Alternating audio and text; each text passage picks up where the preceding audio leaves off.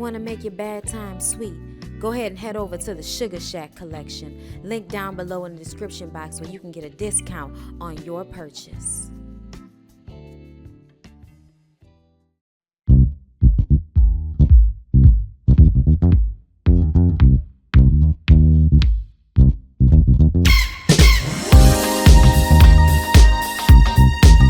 Hey everybody, get out of my light, Lyric. I am not Lyric, I'm the cameraman. Yes, the cameraman. Hey everybody, what's up? It's your girl Bondy Blue, and I am back for another Black Ink review, you guys. I have already put up This Is Us. I put up 911. If you didn't already see what's been put up this week. Also, before this video, it should be American Horror Story and Greenleaf. In that order, in that order, in that order, in that order, in that order, in that order, in that order. In that order. Shout out to Mama D. If y'all thought that shit wasn't a hit, I can't get that shit out of my head sometimes. In that order. In that order. Look, whatever. Anyway, y'all, so this is Black Ink Crew. Let's get into my notes. So y'all, the crew is in the shop, all right? Everybody's joked out and shit, and then they get on the topic of Toki and what happened in New Jersey. She flipped out. Nobody knows what's going on, all right? Cease comes in with Kit. They talked to Sky and Mel, who brought Toki home, and they explained to him that she got a phone call from somebody who sexually assaulted her. Walt, Tati, I think was in there, Teddy, everybody was like, oh, damn. Like, everybody felt that that was fucked up except for Donna. Donna was the only person that said, well, you know, I'm sympathetic to the situation, but we don't owe her nothing. Just like you said, we don't owe her nothing, and she don't need to be working in here because I can't be worrying about my safety and all of that. She's like, you know, crazy, and we don't know what she gonna do, and like, why would we want to put, you know, ourselves in danger and all of this? And C's was like, bitch, if you ain't been the liability of my motherfucking life, what is you talking about, bitch? Like, she fought everybody. She fought everybody, y'all. Literally, Donna has fought more people at the shop than Sky, I think. Like, I really do believe that. Donna has fought so many fucking people at this shop. I do not understand why she, of all people, feel like they got a right to say that somebody else who ain't even fought nobody is got them in fear of their protection, in fear of their life. Really? You risking your life by working with her? Because Jada was so much better, right? Girl, get the fuck out of here. You can go and eat Jada's coochie at her apartment. Stop trying to bring that shit to the job, okay? Stop trying to bring it to the job. We all know that that's the reason why you so worried about this bitch. Y'all just fucking, y'all was fucking him. Alex don't know y'all fucking, he fucking stupid. But this shit is just bogus to me. That she keeps trying to say that Siegs is irresponsible for bringing Toki back. What about you, bitch? What about you? And you don't even have no reason behind your ignorance besides the fact that who the fuck raised you. Like, that's about it.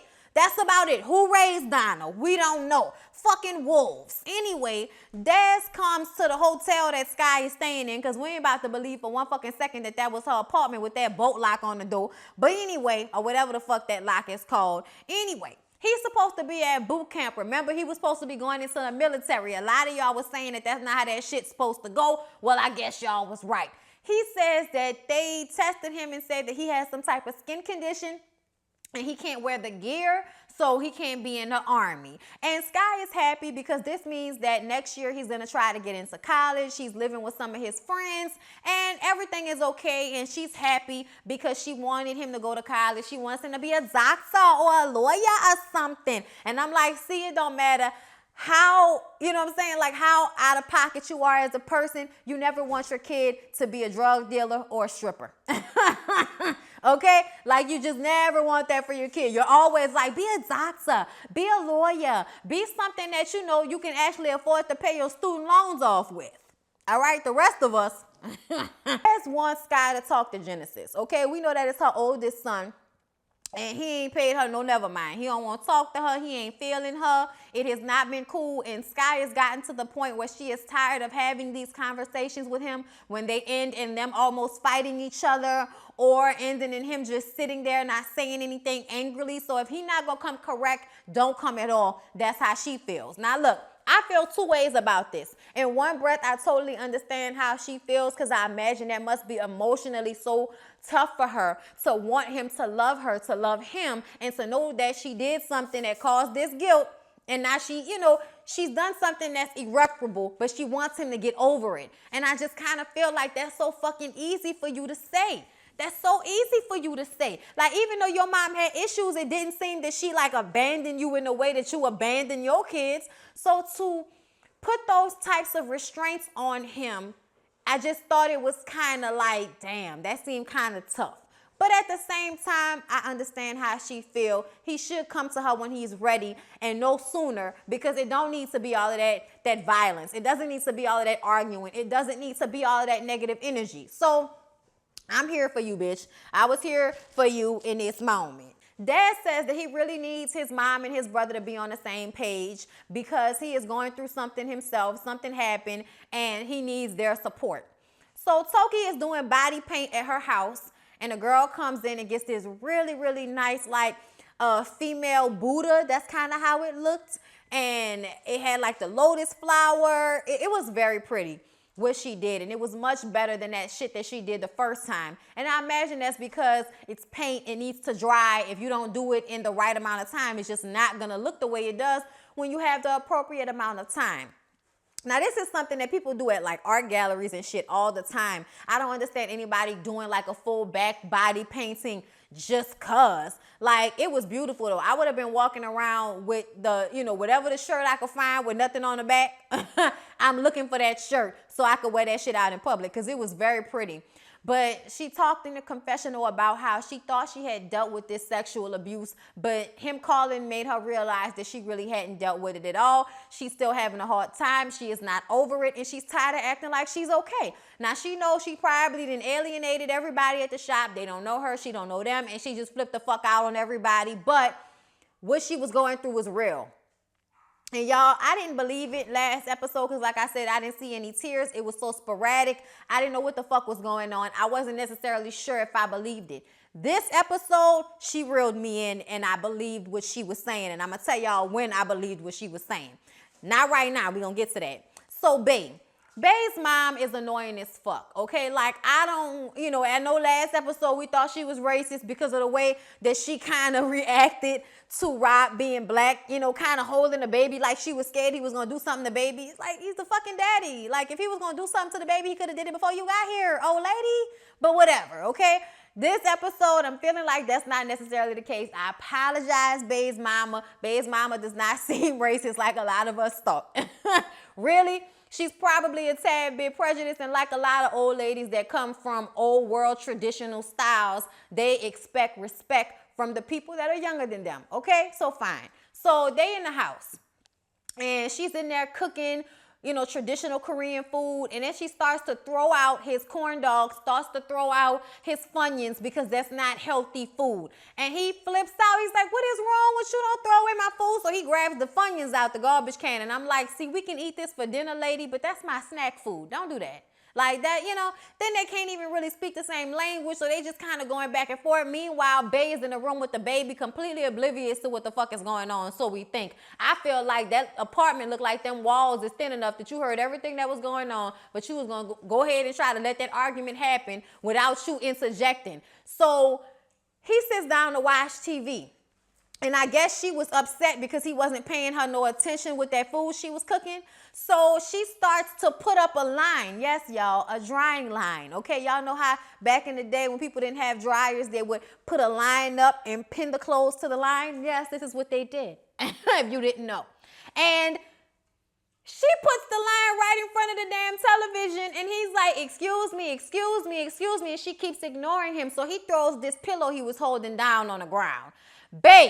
Bay comes in, and she's like, what's going on? What's going on? You wake the baby. And he says what's going on, and then her mom tells her that he threw the pillow down. She says like that. He threw the pillow down. And she was like, that is so disrespectful. I'm like, if you don't get the fuck out my facial with that shit, Bay, your mama is disrespectful. That's that man's house. At the end of the day, she don't have no right throwing away his food. Like, what the fuck is that about? And another thing, putting that clothesline in front of the TV, come on now, lady. You could have went the other way with that shit. I don't want to hear it, y'all. That throwing the pillow down was in frustration. He didn't throw the pillow at her. It was a fucking pillow. How was that disrespectful? I don't have time for Bay and her dramatics and her fake scenes and shit making my nerves bad. Either way, We see the next scene. We don't know what the fuck going on. We see Rob in the kitchen cooking like a stir fry, whip it. And it actually was stir fry, okay? It was the meat they put in stir fry. Anyway, all right, they cooking a traditional Korean meal with the traditional Korean garb so that they can show Bae's mom some, traditional respect. So he cooks the food, they sit down to eat it. She takes the food, she smiled like it's good, but then when he not looking, she spit it out into her napkin. I was like, damn. I don't know how you don't know how to season meat. Like, it's Korean. You soy sauce, put some soy sauce on that shit, like, and some garlic. She ain't look like she was working that much, no fucking magic with that meat on that skillet like that. But you know what, baby mama, whatever. She was receptive to him. And then in Korean, he apologized to her and asked if he can call her mom. And she says, yeah. And then he runs over and hugs her and everything. And she's like, she's like, I forgive you. Don't touch me. And he said, okay, fair enough. And I'm like, don't touch you. Okay. I mean, that might be an old Korean lady thing, but I feel like if you get to hold my baby and pick what I'm eating and all of that shit, I should be able to touch you. At least not hitting you, bitch. He hugged you. Like, goddamn. It just kind of made me feel some type of way. But Rob gonna roll with the punches because he loved Bae and he need a place to live, so that's where it's at. So Cease calls Dinah to the shop to give her a chance to apologize or act right about this Toki situation. See, I don't know why you thought that was gonna happen. Since when does Dinah ever act right? Okay, you can tell when shit just be for TV. Like, Dinah ain't never acted right in her whole damn life. Why you think that she gonna act right now? She says that he's being disrespectful to her by forcing her to deal with Toki even though she don't want to. And then she tries to say that everybody else feels the same way, that they're scared, that they don't know how this girl is gonna react, they don't know what she's gonna do, and that Cease needs to pick between Dinah and Toki. And Cease says, do you really want to do that? Because I'm tired of you talking shit to me. Do you really want to do that? She says, yeah. She walking her thick ass out the door. I'm like, wait a minute. I just came to this realization in this scene. I said, that bitch got her body done, but she still got that tooth missing at the bottom. What the fuck is wrong with Dinah? What is wrong with Dinah? That tooth costs less than your ass? And this is what we see more than anything. I know they love showing your ass on Black Ink Crew. We know we get at least a couple of shots to episode of you and your ass. But for the most part, bitch, we seeing your face, meaning your teeth, meaning the tooth that's missing. You put more money into them fucking eyebrows than you do into your teeth. And that is ass backwards as the fuck, okay? Either way, Cease told her, fuck out of here, I picked Toki. I would have picked Toki too, even if I didn't know the bitch, because I would be tired of having somebody that can barely tattoo telling me how to run my motherfucking shop. You are not HR, you are not a manager, you are barely an employee, bitch, okay? No, we not. No, we not. So Des and Genesis meet up, and he convinces Genesis that it's time for him to talk to Sky. And that's exactly what they're going to set out to do. We'll get into that. He just basically said that he was disappointed. He's not mad as much anymore. And he's an artist. He was in town in New York for a festival. He's an up-and-coming rapper. And that made me think, I'm like, so were you an up-and-coming rapper a year ago? Because I'm wondering if you want to be nice to Sky now because you see that being on this show can help your rap career. I'm going to point that out, but I don't think that's what it is. Dinah tries to make Alex boycott the shop. Alex tells her, bitch, I have a kid to feed. I am not quitting my job because you want some irrational fuck shit, okay? Get it together. Nobody is boycotting the shop. Stop that shit, okay? Why can't he do this? It's only for like a couple of days. Like, bitch, if you don't, bitch, just because you have no responsibilities doesn't mean that everybody else can throw caution to the wind and say fuck their boss and their paycheck for you and your crazy ass emotions and your crazy ass idea of what loyalty is. This is a fucking job, okay? This is a job, and at the end of the day, Toki didn't do shit to you or Jada. Jada got herself fired, okay? And you, always behind her, bucking her up with the fuck shit, probably helped her get fired. So if you want to blame anybody, you should be blaming your fucking self, not blaming Toki, who wasn't even around when the bitch got fired. Anyway. So y'all, Teddy said it in this episode. Teddy mentioned how Dinah got her ass fixed before her tooth. And I couldn't stop laughing at that. They were all laughing about that. And then Toki came in and the shit got serious. And this is when Toki got me. Because Toki said some shit that I feel like only somebody that has actually went through that would describe it in that way. She apologized to them. She apologized to Tati. She said she knows she looked crazy. She says they know they don't know each other, and that wasn't what she was trying to do, but she didn't know that it would come out at that time and in the way that it did. But what she said that got me was she said, you want a new life, you want new skin. And when she said you want new skin, I'm like, I want to wash it off me. It makes me feel dirty. You know what I'm saying? It makes me feel disgusting. When she said that, that's when I was like, oh, okay. And then that got me, and I was crying, y'all. I ain't gonna lie. Toki got me to tear up when she came in with that shit. Everybody was supportive. Everybody said that they understood, that they couldn't possibly, understand what she's feeling, but they understand enough to say that, oh, something happened. We get it. We got your back. Walt, Tati, Teddy, C's, everybody is supportive of her now that she's explained what happened to her. And, basically that this guy, sexually assaulted her. It was a bad situation, and he contacted her out the blue, and she lost her shit. Bay and the crew go out while Rob and her mama are at the house taking care of the baby together, and I'm like, okay, that's cute. I'm here for that. While they're out, Togi comes in, and they have fun, and they drink. Kit, lace wig, and a confessional. Kit, no. Kit, no. Kit, no. Okay, why would you do that to yourself? Why would you do that to yourself? Your hair has been plucking the entire time you've been on this show. And now you want to get in a confessional with that terrible ass blonde lace wig? Why, Kit? Why? Why you want to disappoint us like that? Then Teddy and Tati are making out in a corner somewhere, and Walt and everybody sees them, and now everybody know that they, fucking around. And Walt was like, bro, I been saw that shit. And then they showed all the times that Teddy was humping her in the shop on the sofa, and I'm like, yeah. So Dez and Sky come to the shop, and Genesis comes in right behind them, and Sky is like, what the fuck is this? What is this shit? And Dez says, I think this is going to be good, Mom, but I think y'all need to talk. So Genesis says, come on, let me go outside. Let me talk to you. So they go outside. And he says to her, y'all, it was exactly what we had wanted to happen the whole time. But he says that he doesn't want to fight. He doesn't want to argue with her anymore. He says that he had to go and work on himself so that he could present himself in a better way to her. Y'all, he said that he loves her. He know he fucked up, but he don't want to waste no more time.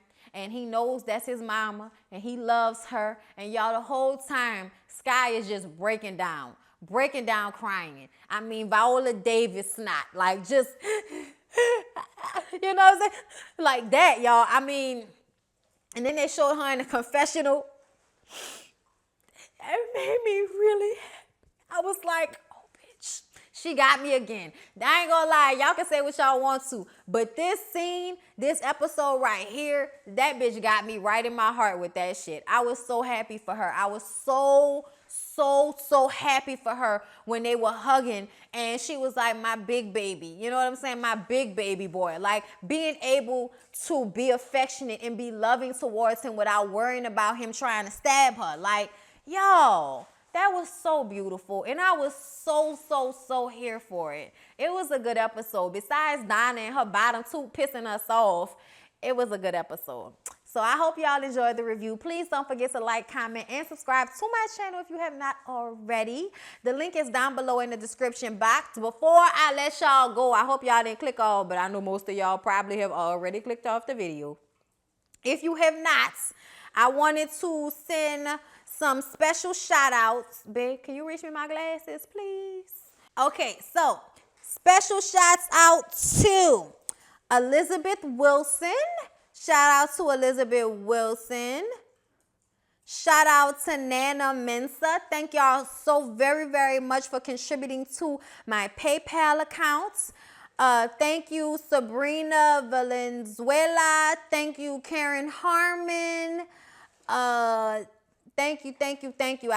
I'm trying to make sure that I say all the names because I don't want to forget anybody. And if I did, I'm so sorry. Thank you, Miranda Grant. Thank you, Tiffany Davis. Thank you, Ashley. I don't know what your last name is. It just says Ashley, but you added $1 to my Patreon account. Thank you. Thank you so very much. Thank you, Lauren Smith. Thank you, Elena Elena Beck, thank you so much. Thank you, Antoinette, I'm sorry, Antoinette Duff.